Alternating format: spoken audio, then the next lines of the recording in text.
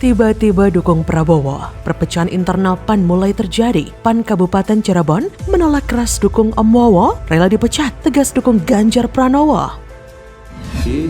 Menjabat sebagai ketua partai, ketum pun tahu bahwa saya ini sejatinya adalah orang Ganjar Pranowo. Saya sebelumnya adalah ketua relawan Ganjar Pranowo ya. Jadi tidak ada permasalahan substansial ketika ketum harus memvonis saya bukan pendukung Prabowo, karena kita dipilih menjadi ketua partai awalnya sudah tahu bahwa saya ber-DNA Ganjar Pranowo.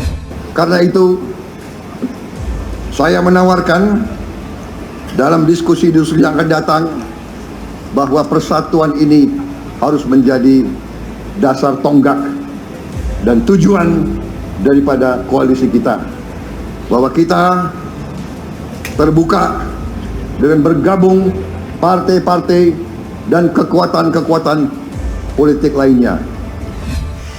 Sesudah elit-elit di sekitar Jokowi ini dirangkul, strategi terakhir adalah bagaimana merangkul Jokowi dan memanfaatkannya untuk meraih kekuasaan. Hanya Jokowi itu memang lebih pintar. Dia masih terlihat seperti main dua kaki supaya tidak dianggap musuh yang harus dilawan. Dirangkulnya Prabowo bukan karena Jokowi mendukungnya, tapi untuk lebih jelas melihat siapa Prabowo itu sebenarnya. Halo, selamat datang di channel Redaksi Jurnal bersama JJ. Seperti dilansir tribunjabar.id, Partai Amanat Nasional resmi mendeklarasikan Ketua Umum Gerindra Prabowo Subianto sebagai Capres 2024.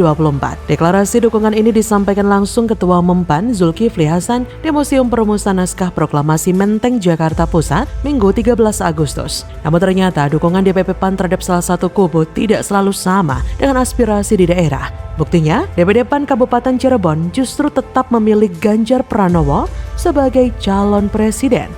Ketua DPP PAN Kabupaten Cirebon, Heru Subagia, menegaskan pihaknya tetap tegak lurus memberikan dukungan politik pencapresan di pemilu 2024 kepada Ganjar Pranowo. Bahkan mereka sudah siap menerima konsekuensi ketika tidak sejalan dengan Ketua Umum partainya Zulkifli Hasan. Kata Heru Minggu 13 Agustus, secara pribadi saya Heru Subagia, kader PAN sekaligus Ketua DPD PAN Kabupaten Cirebon, tetap tegak lurus beri dukungan politik pencapresan 2024 ke Bapak Ganjar Pranowo. Kami siap menerima sanksi politik dan respon politik dari DPP untuk proses prosedur pemecatan jika dibutuhkan sesuai ADART partai.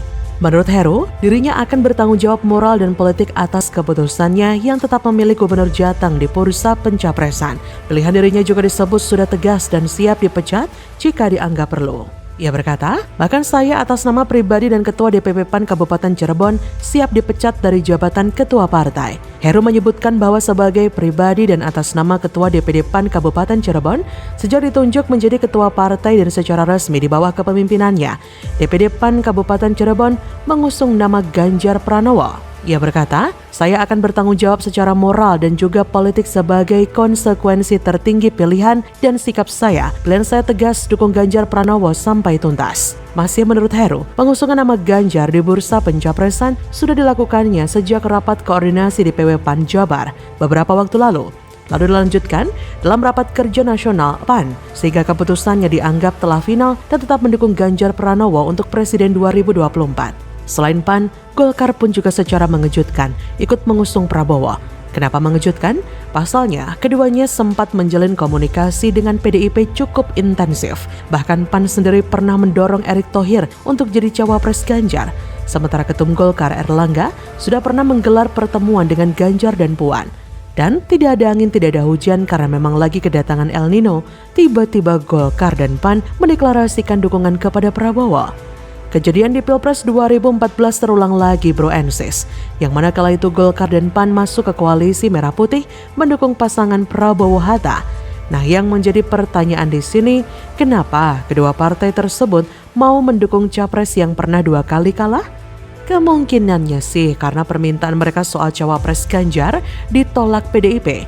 PDIP memutuskan menentukan sendiri siapa yang akan jadi wakil Ganjar. Alasannya jelas, supaya cawapres yang akan mendampingi capres pilihannya itu adalah benar-benar yang terbaik, bukan dari hasil kompromi antar partai pengusung. Terbukti kok ketika P3 ngotot menyodorkan nama Sandiaga Uno sebagai cawapres. Auto dipersilakan keluar dari koalisi oleh PDIP. Pada intinya, PDIP nggak mau seperti Nasdem yang nggak berani bersikap tegas ketika AHY maksa jadi cawapres Anies. Padahal jelas Nasdem menolak AHY. Meskipun sekarang koalisi perubahan tidak bubar, tapi mereka terus berkonflik, alias ada perang dunia ketiga di dalamnya. Begitupun dengan Koalisi Kebangkitan Indonesia Raya yang terdiri dari Gerindra, PKB, ditambah P3, PSI, PAN, dan Golkar juga bakal berantem Ferguso.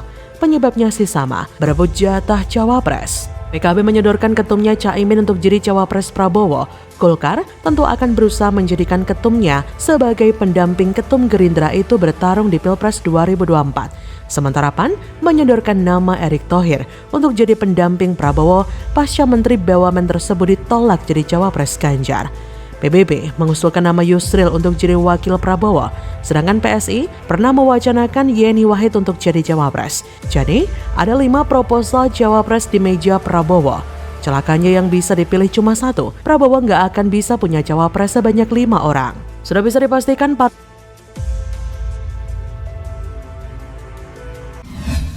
menolak perintah Caplin, Golkar tak lagi dalam genggaman JK. Bersama PAN, ogah dukung Anies, tiba-tiba dukung Prabowo, JK berang, belum tentu menang.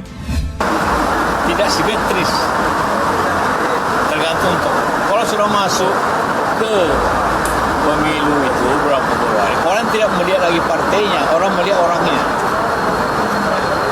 Tidak lagi mengusulkannya partai. Tapi pada saat pemilih, orang akan lihat orang ini gimana. Begitu selalu dalam pemilih. Tapi tidak ada jaminan ya, Pak? Tidak ada jaminan. Bahwa koalisi besar itu bakal memenangkan Pak Prabowo. Tidak ada jaminan. Karena itu, saya menawarkan dalam diskusi-diskusi yang akan datang bahwa persatuan ini harus menjadi dasar tonggak dan tujuan daripada koalisi kita, bahwa kita terbuka dengan bergabung partai-partai dan kekuatan-kekuatan politik lainnya. Golkar pun sama. Nah, pertanyaan saya, kenapa Golkar yang kemarin sudah mulai melirik PDIP kemudian beralih ke Prabowo? Nah, menurut saya ini adalah permainan elit dari kelompok-kelompok tertentu yang menguasai Partai Golkar, bukan Erlangga Hartarto ya, yang di luar Partai Golkar yang memainkan gonjang-ganjing di Partai Golkar dan akhirnya memaksa mengarahkan dukungannya ke Prabowo dengan catatan masalah internal Partai Golkar tidak diutak-utik lagi. Halo, selamat datang di channel Redaksi Jurnal bersama JJ.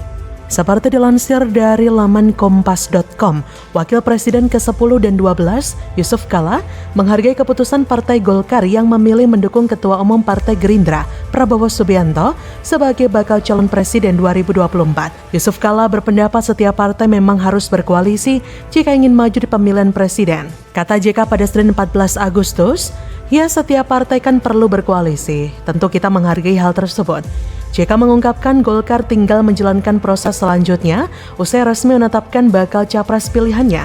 Lebih lanjut, JK mengatakan tetap mendukung keputusan Golkar yang memilih Prabowo sebagai capres. Benarkah? Untuk diketahui, hasil musyawarah nasional Munas Partai Golkar sebenarnya menetapkan Erlangga Hartarto sebagai capres. Tapi kini tiba-tiba belok mendukung Prabowo. Ada apa gerangan? Terkait siapa sosok yang cocok menjadi bakal calon wakil presiden dari Prabowo, JK pun enggan menjawab. Ia mempersilahkan agar hal tersebut ditanyakan langsung kepada Prabowo. JK pun menilai kehadiran koalisi besar bukan jaminan untuk memenangkan kontestasi pemilu. Menurutnya, hasil pilpres sepenuhnya berada di tangan rakyat. JK berkata, Tidak ada jaminan ya yang memilihkan rakyat. Partai yang mengusulkan yang memilih rakyat. Terserah rakyat mau bagaimana. Rakyat ada yang ikut partainya, ada pula yang tidak. Selama ini kan begitu. JK pun memberikan contoh pemilu 2009 saat ia berpasangan dengan Wiranto. Kala itu, ia didukung oleh dua partai masing-masing, yaitu Golkar dan Hanura, dan diperkirakan mendapatkan suara lebih dari 20%. JK berkata, pengalaman saya dengan Pak Wiranto dulu kalau dihitung-hitung jumlah suara itu lebih dari 20%, tapi hanya dapat suara 14%, tidak simetris, kata JK dengan skeptis. Lebih lanjut, ia pun menyebut jika ketokohan sangat berperan dalam menambah suara dalam pemilu. Tergantung ya, kalau sudah masuk ke pemilu itu orang tidak lagi melihat partainya, orang melihat orangnya. Mengusulkan ya partai, tapi pada saat pemilu, orang akan tetap melihat orang ini gimana. Begitu selalu dalam pemilu. Mengetahui adanya deklarasi dukungan yang dilakukan Golkar dan PAN kepada Prabowo Subianto, membuat saya agak terkejut. Ini tak hanya soal waktu yang terkesan mendadak, tapi manuver yang dilakukan oleh Partai Kuning dan Biru ini terbilang sedikit mencurigakan. Ada apa sebenarnya dengan Golkar dan PAN yang terlihat begitu terburu-buru mendeklarasikan dukungan kepada Prabowo? Kecurigaan saya cukup beralasan, terutama ketika membaca beberapa informasi yang beredar bahwa kabarnya selama acara Rakernas PAN, kabarnya tidak pernah muncul nama Prabowo Subianto yang akan didukung bersama-sama oleh segenap kekuatan partai yang dahulu dekat dengan sosok Amin Rais itu. Sementara bagi Golkar, kita tahu bahwa dalam acara Rakernas Golkar yang terakhir, saya dengar ex-partai zaman Orde Baru itu memutuskan untuk mengusung Erlangga Hartarto sebagai capres, yang kabarnya tidak bisa ditawar-tawar lagi ketika Golkar harus berkoalisi dengan partai lain untuk Pilpres 2024. Saya tak percaya kalau dukungan mereka tulus kepada koalisi Gerindra dan kawan-kawannya. Boleh saja kita menduga begitu kan?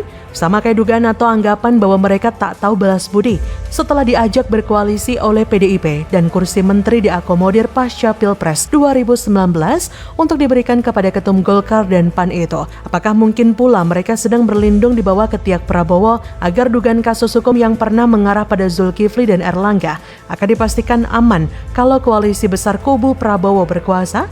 Amit-amit jangan sampai terjadi semua itu, karena saya yakin bahwa dampaknya akan sangat fatal dan akan berujung penyesalan bagi seluruh negeri ini. Jadi, bagaimana menurut Anda?